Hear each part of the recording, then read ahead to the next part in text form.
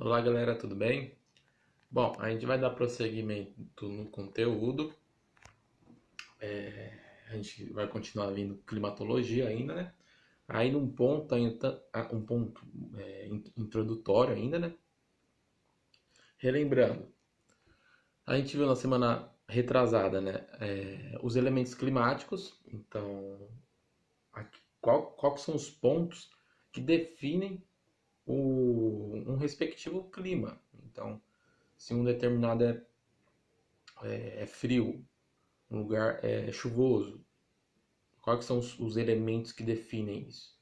E foi o que a gente viu na semana passada, na semana retrasada, que são a temperatura, então talvez o principal elemento, a pluviosidade, que é a parte de chuvas que cai num determinado lugar, e a pressão do ar, então a pressão atmosférica ali do ar. São os três elementos climáticos mais importantes e mais fundamentais para se definir um clima de um determinado lugar. Tem alguns outros elementos, mas esses são menos, digamos, importantes e também não são tão citados em vestibulares.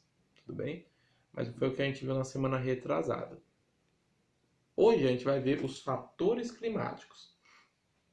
Então, se o elemento de clima uma denominação, são características que definem o clima, os fatores climáticos vão ser o que vai modificar o elemento de clima. Tudo bem? Então, um exemplo logo de cara, assim já. A temperatura. Você vai ter fatores climáticos que poderá modificar a temperatura. Esse elemento de clima. Tudo bem? A gente vai ver na aula quais são esses fatores. O conceito aqui que eu usei é basicamente o que eu acabei de falar. Então, os fatores climáticos são aspectos que determinam ou exercem influência sobre os elementos climáticos. Isso tem que ficar bem claro. Tudo bem? Então, o elemento de clima é o que define o clima, e os fatores climáticos é o que modifica ou exerce influência, como está colocado no textinho, ou exerce influência sobre o elemento climático. Tudo bem? E quais são esses fatores climáticos? A gente tem aí basicamente 7 fatores climáticos que vão modificar os elementos de clima. Então, latitudes e movimentos da Terra, que consequentemente é o que exemplifica as zonas climáticas. A gente já viu lá no comecinho, lá, acho que até mesmo antes de pandemia, sobre as latitudes, sobre os movimentos da Terra. Lembra lá que eu mostrei para vocês? Rotação, translação, e tudo isso influencia o quê? No clima. O que é isso? É um fator climático. Tudo bem? A altitude, então também é um fator climático. Massas de ar, correntes marítimas, continentalidade, relevo e solo. Então, esses 7 pontos são os fatores climáticos que podem modificar os elementos climáticos, que têm influência nos elementos climáticos, tudo bem? E agora a gente vai ver mais detalhado, né? Qual que é o ponto que eles influenciam os elementos climáticos.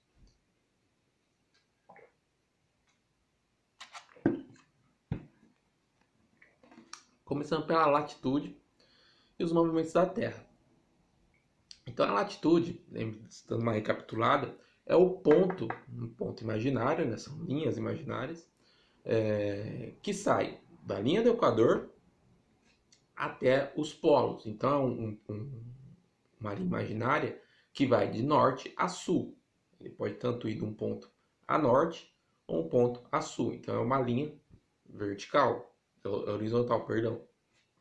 Só que ele anda na vertical, tudo bem?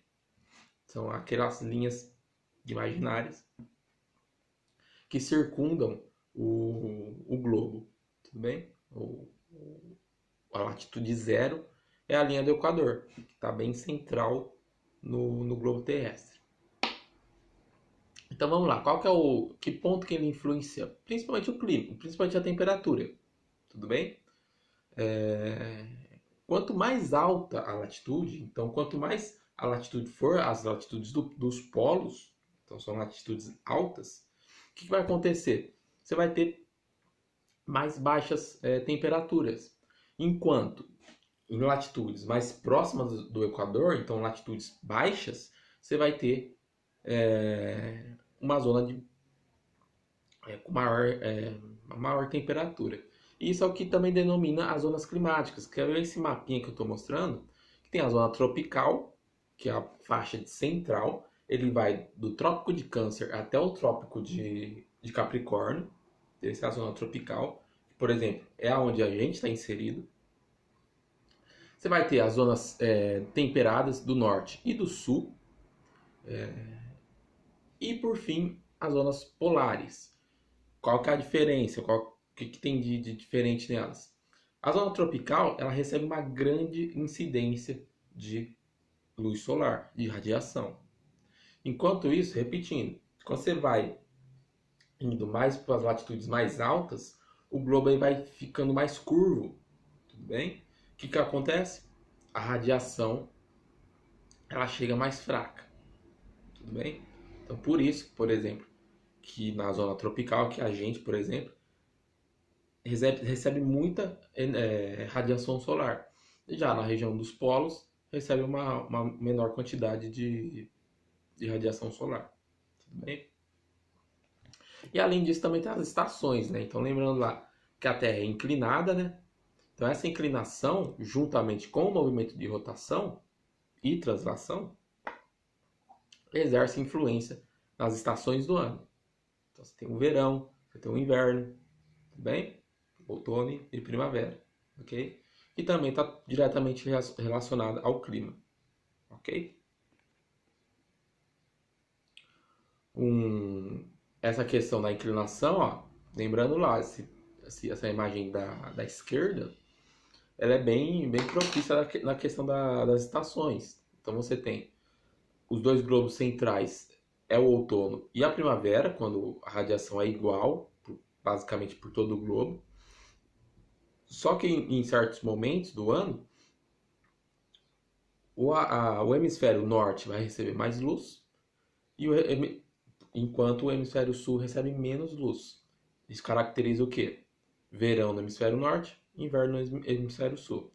E aí, o antagonista disso, né, é quando, logo depois, 6 meses depois, o, o hemisfério norte recebe menos luz, o hemisfério sul recebe mais luz, que aí inverte. Então você vai ter verão no hemisfério sul, inverno no hemisfério norte. A gente já viu esse trecho lá no começo do ano, mas só para relembrar.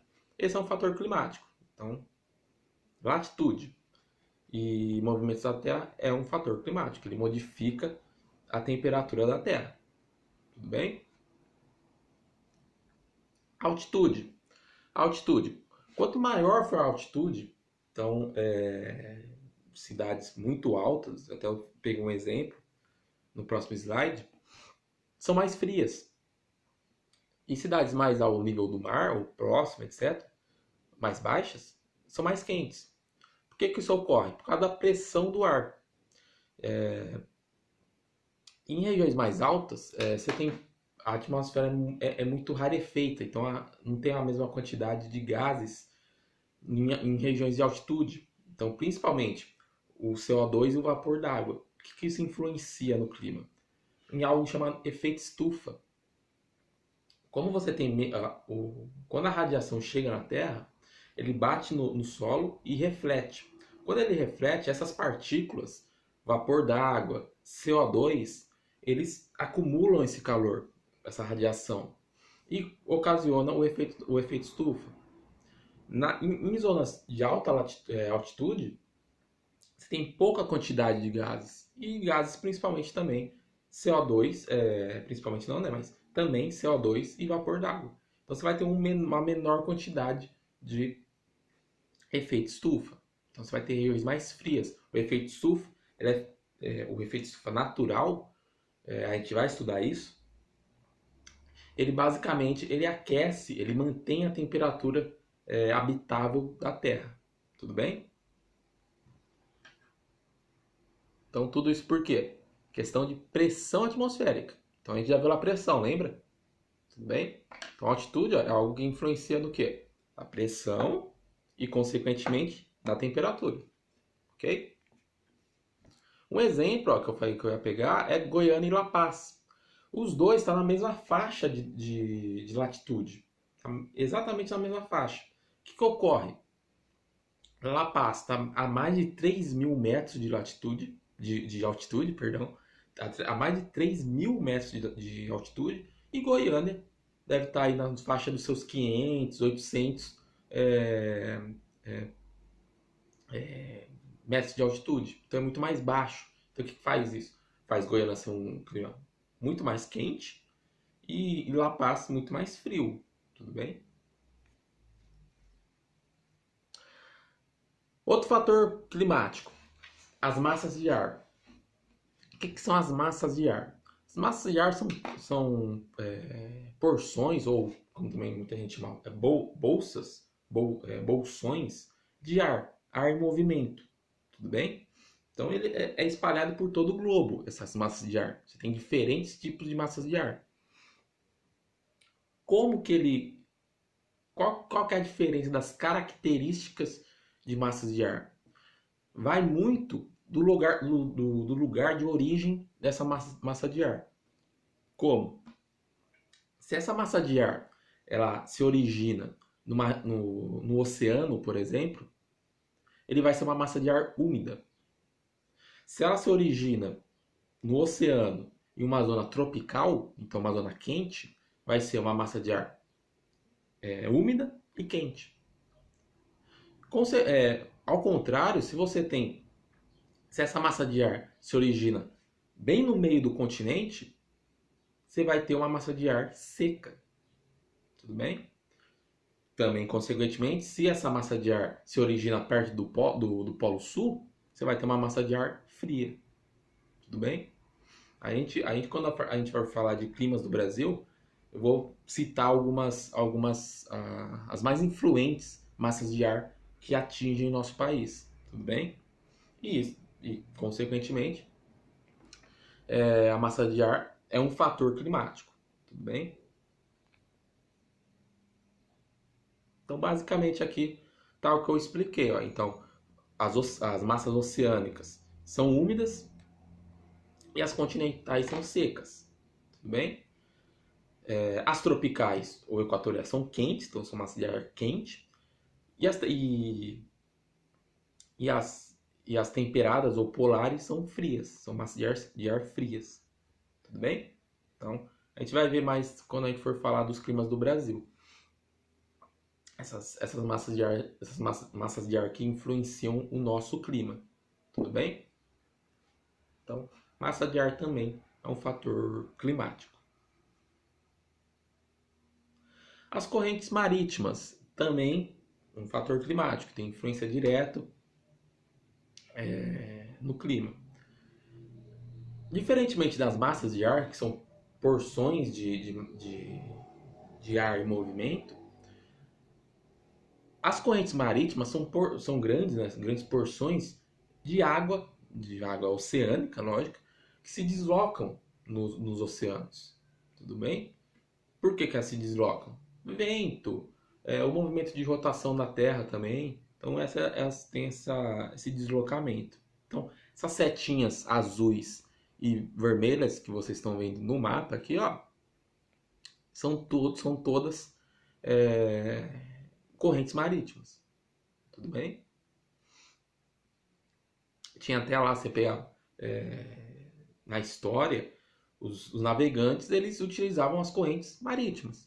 Tudo bem? Então são correntes marítimas que ajudam com o vento, a rotação da Terra e etc. Tudo bem? E consequentemente, a gente também tem correntes marítimas frias e quentes. Então também vai se relacionar com isso. Por exemplo, na costa brasileira, a gente tem correntes marítimas quentes. Por isso que a gente tem muita chuva. Principalmente aqui eu já vou falar também, principalmente aqui na Serra do Mar, no estado de São Paulo, no estado do Rio de Janeiro, dá uma influência direta numa corrente marítima quente. Então você tem muita chuva. Ao contrário, essa setinha azul que vocês estão vendo na costa do Chile, aqui ó, vou até aproximar, na costa do Chile ali ó, é uma corrente marítima fria.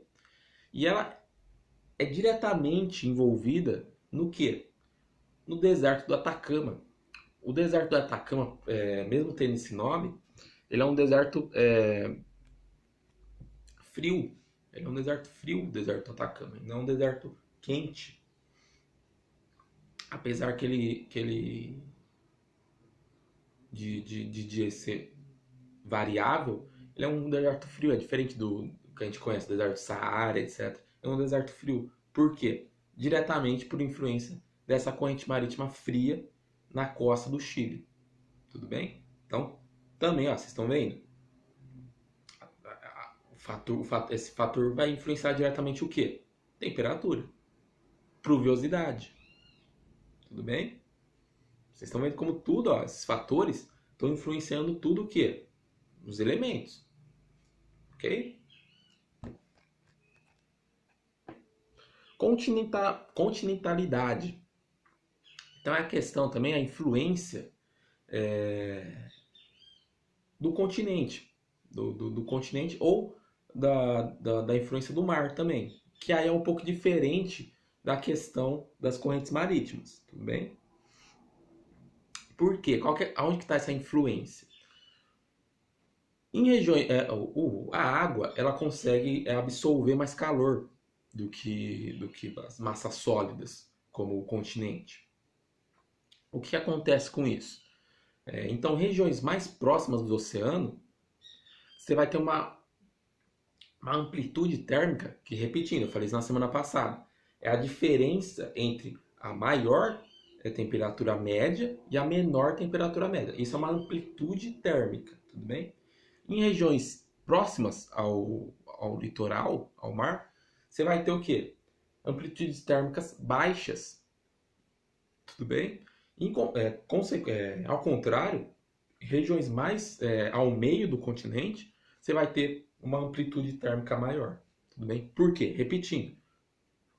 Porque a água em si, ela consegue reter, então vamos dizer assim, guardar mais calor do que as regiões sólidas do continente. Tudo bem? Um exemplo aqui, ó, que eu peguei da questão da continentalidade. Salvador. Salvador é uma região que próxima do litoral, ok? A amplitude térmica dele é de 4,8 graus. Já Cuiabá, que é uma região que fica mais central ao continente, fica mais central no continente, o que vai acontecer? A amplitude térmica de Cuiabá é de 15,2. Então é quase o triplo de amplitude térmica. Tudo por quê? Por causa dos fenômenos da continentalidade e da maritimidade. Tudo bem? Então, quando você está mais próximo ao oceano, você tem pequenas variações. Mas ao centro do continente, você tem uma amplitude térmica maior. Tudo bem? O relevo, que é um pouco diferente da questão da altitude, apesar de estar associado um com o outro. Mas o relevo aqui está associado a questões de bloqueios de geralmente massas de ar, por exemplo. Então ele forma uma barreira, esse relevo. Um exemplo assim, dos mais próximos da gente. Já tinha falado, a Serra do Mar. A Serra do Mar, para quem já foi no litoral, principalmente no litoral norte, mas o litoral sul também, de faixa de ponta a ponta de São Paulo, você tem a serra ali, que todo mundo já foi, etc. Ali é uma zona de relevo, tudo bem? Você tem a região litorânea aqui e a região mais no interior aqui, então mais alto, ok? O que acontece? As nuvens de chuva que vêm do oceano, eles ficam paradas na Serra do Mar. ela não consegue passar. Por quê? Porque tem uma barreira ali. Tudo bem? O que acontece? Ele precipita na Serra do Mar. É por isso que a Serra do Mar é uma das regiões que mais chovem no mundo, é a Serra do Mar. Tudo bem? Por causa dessa barreira da serra. Tudo bem? Então, é mais ou menos nesse sentido que o relevo ele influencia. Tudo bem? Também influencia em desertos e etc. Tudo bem? E por último, o solo. E aqui eu peguei dois exemplos, né? Um deserto, né? E uma região mais de mata. O que acontece? Mas também eu poderia pegar uma cidade. A região, por exemplo, de mata, ela reflete muita luz. Então, quando a radiação ela chega nessa região de mata, ela reflete a luz. Uma parte. Uma outra parte ela vai absorver. Mas ela reflete. Então ela não consegue guardar muito calor, tudo bem? E também a questão da umidade. Então você pega uma região amazônica, você tem uma grande quantidade, uma grande umidade na região amazônica. Por exemplo, no deserto, também a radiação ele bate e ele reflete. Ele não consegue, o solo não consegue absorver, ok? Então, o que acontece? Você também tem uma variação de amplitude térmica muito grande no deserto. Então, o deserto do Saara, você tem de dias 40, 50 graus e de noite você tem 10, 0 graus, porque ela não consegue reter esse calor. Na cidade, aí já é ao contrário, por quê? Principalmente cidades mais metropolitanas, São Paulo, até mesmo Bauru, como é muito concretado tudo, o que vai acontecer? Esse concreto ele absorve esse calor. E aí o que acontece? Você tem aquele mormaço nas regiões metropolitanas ou de grandes cidades, tudo bem? Então também é um fator o quê? De temperatura, um fator que influencia na temperatura, tudo bem? Bom, então era isso, galera. Abraço.